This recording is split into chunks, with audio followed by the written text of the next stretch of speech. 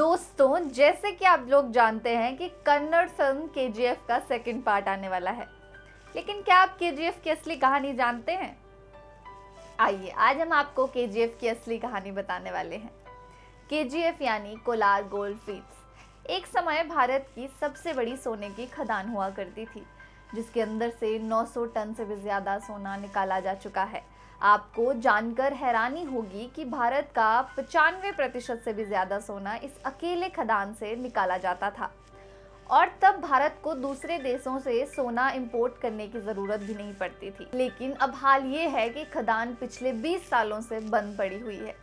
अब ऐसे में सवाल तो उठता ही है कि इतना सोना उगलने वाली वो खदान आखिर बंद क्यों हो गई और उसके साथ अंग्रेजों का क्या रिश्ता है। कोलार गोल्ड फील्ड्स कर्नाटक राज्य के कोलार डिस्ट्रिक्ट में आने वाला एक खनन क्षेत्र है, जो कि कोलार शहर से 30 किलोमीटर और कर्नाटक की राजधानी बेंगलुरु से लगभग 100 किलोमीटर की दूरी पर स्थित है।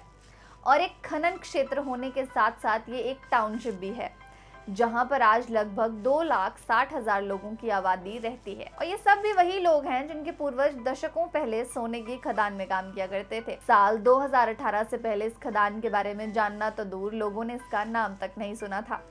लेकिन 2018 में आई कन्नड़ फिल्म केजीएफ की वजह से इस खदान का नाम पहली बार लोगों ने सुना।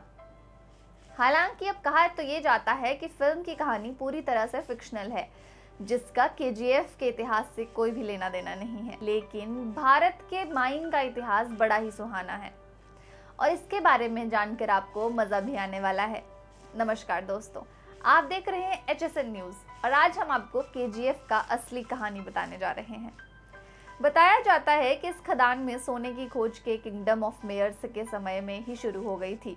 लेकिन तब टेक्नोलॉजी ने इतनी तरक्की नहीं की थी कि माइनिंग का काम बहुत बड़े स्तर पर किया जा सके। और सही मायनों में अगर देखें तो बड़े स्तरों पर इस खदान से सोना निकालने का काम ब्रिटिशर्स ने करा है। अब भारत में ब्रिटिश राज शुरू होने से पहले भी इस जगह के अंदर सोना होने की खबर छपती रहती थी और यहाँ रहने वाले लोग अक्सर ये दावा करते थे कि इस जमीन के नीचे सोना मौजूद है। लेकिन उस समय टेक्नोलॉजी और संसाधनों के अभाव के कारण माइनिंग का काम शुरू नहीं हो पाया। हालांकि भारत में ब्रिटिश राज होने के बाद से सन 1971 में माइकल लावल नाम के एक रिटायर्ड ब्रिटिश फौजी को यहाँ सोने होने की इन खदान के बारे में पता चला, जो कि 19वीं सदी के शुरुआत में छापी गई थी। और ये रिपोर्ट्स पढ़कर ही माइकल के दिमाग में ख्याल आया कि क्यों न इस जगह पर गोल्ड माइनिंग की जाए। और फिर इसी सोच के तहत माइकल ने कुछ सालों तक यहाँ पर खुदाई की, जिसमें वो खामियां रहे थे।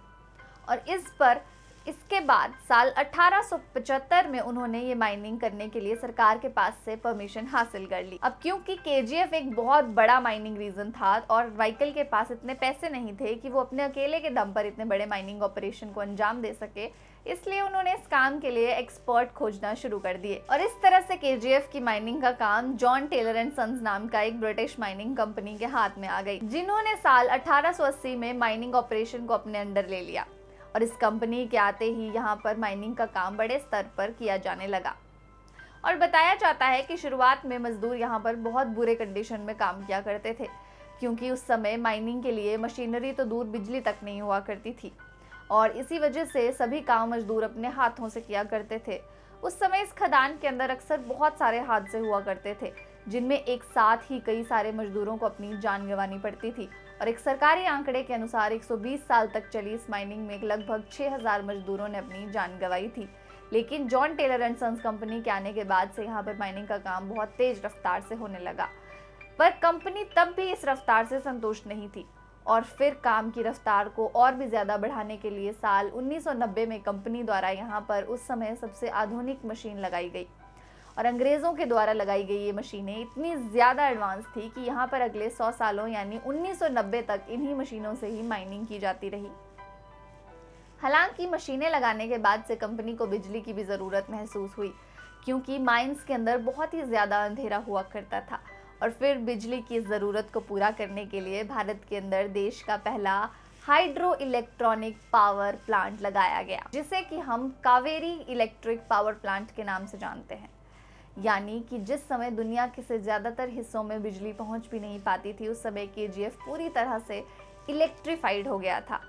और इतना ही नहीं, माइनिंग मशीनों को मिट्टी छानने के लिए जिस पानी की ज़रूरत पड़ती थी, उस ज़रूरत को पूरा करने के लिए केजीएफ के बेथ मंगला टाउन में अंदर एक बहुत बड़ा आर्टिफिशियल झील भी बनाया गया।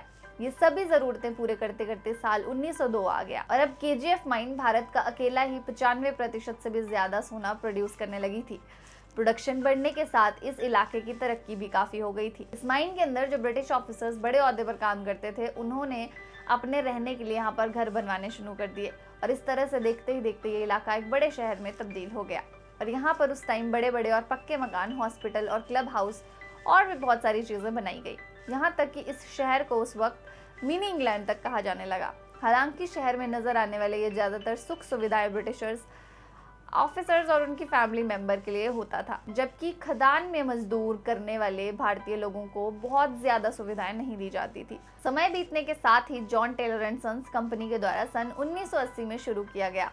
ये काम लगभग 76 सालों तक इसी तरह से चलता रहा। यहाँ तक देश के आज़ाद होने के 9 साल तक भी केजीएफ में माइनिंग का काम इसी ब्रिटिश कंपनी के अंडर हो रहा था। लेकिन साल 1956 में यहाँ की राज्य सरकार ने इस माइन को अपने अंडर में ले लिया। इसके बाद से साल 1972 में भारत सरकार यानी बीजीएमएल यानी कि भारत गोल्ड माइंस लिमिटेड की स्थापना की, जिसने ये खदान यहाँ पर होने वाली माइनिंग के काम को अपने नियंत्रण में ले लिया। यानी कि 1972 में ये माइनिंग रीजन पूरी तरह से केंद्रीय सरकार के अंडर आ गया था।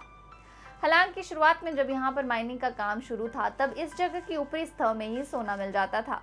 लेकिन जैसे जैसे समय बिताया गया, वैसे ये माइन गहरी होती गई और जब तक ये माइन भारत सरकार के हाथों में आई, तब तक इसकी गहराई करीब 3 किलोमीटर तक पहुंच गई थी, जिसके चलते उस समय ये दुनिया की दूसरी सबसे गहरी माइन कहलाई जाती थी।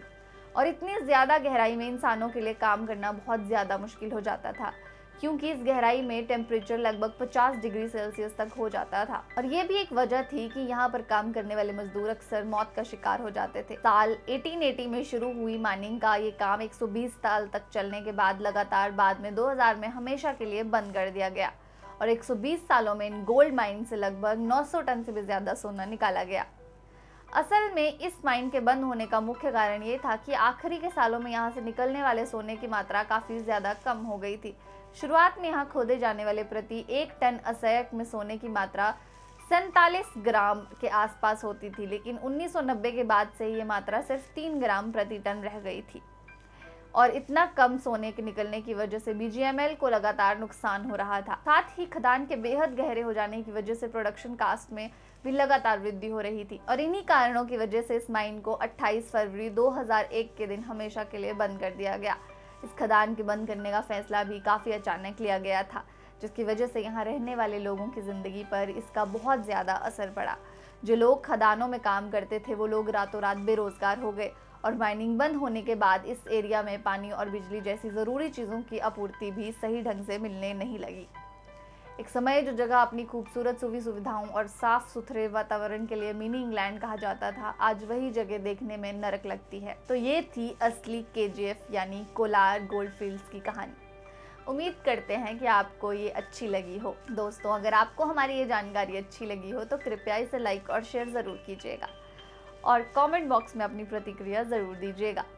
नमस्कार।